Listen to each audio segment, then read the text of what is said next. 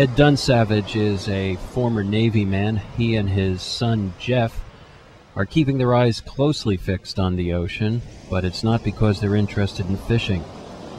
Jeff's brother, Joe, of Edison, New Jersey, took off in a catamaran from the island in Honduras where he was vacationing, and he hasn't been seen since last Sunday.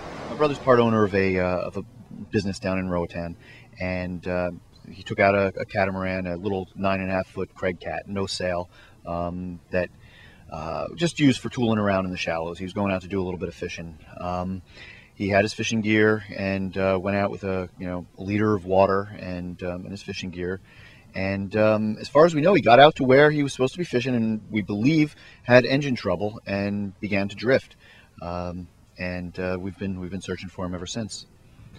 The Dunsavages are nearly exhausting their financial resources paying for the search and rescue effort themselves because the military search has been called off. Essentially, the military portion of the search has been called off. None of the three governments who were involved are still looking. Therefore, we're conducting this search entirely on our own. We've got airplanes and helicopters in the air.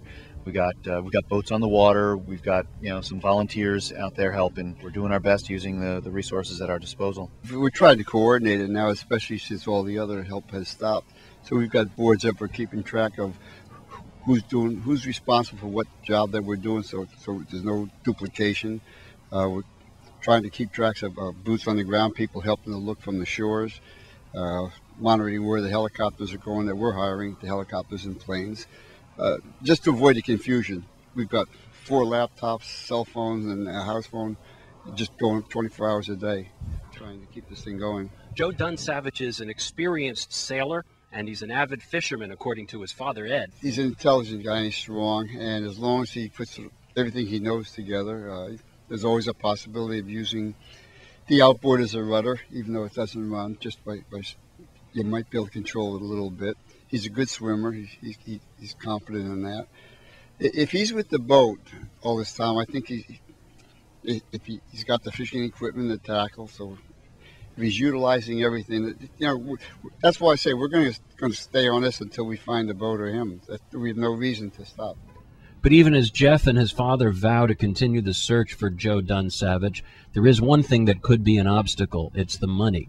They're paying for the planes and the search vehicles out of their own pocket, and it's becoming a major strain on the family's finances. We are desperately in need of money. We're burning through about $20,000 a day, keeping all the various assets that we're that are in the air and the water. You're actually renting planes and helicopters. Planes, helicopters. We're fueling volunteers' boats.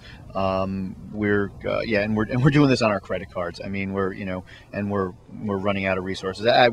People have been extremely generous. We've gotten a lot of support from a lot of people. But if we're going to keep this going over the weeks and months that it may be necessary to keep my brother, keep the search out for my brother, it's going to take a lot more. So we've set up a fund. It's called the Joe Dunsavage SAR, as in Search and Rescue Fund, and it's through Wachovia Bank.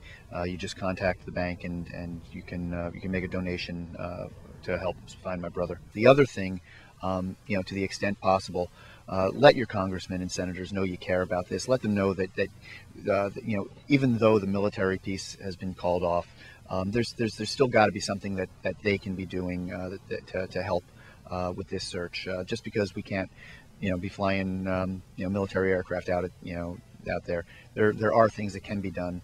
So please let them know that you care and that you're concerned. And finally, if you have any knowledge of anyone in the vicinity who could be helpful in any way that we may not be thinking of, please contact us.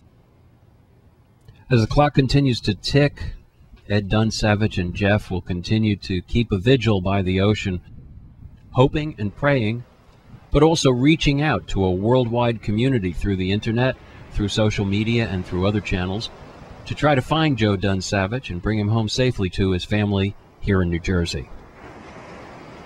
In Seabright, this is Steve Lubetkin.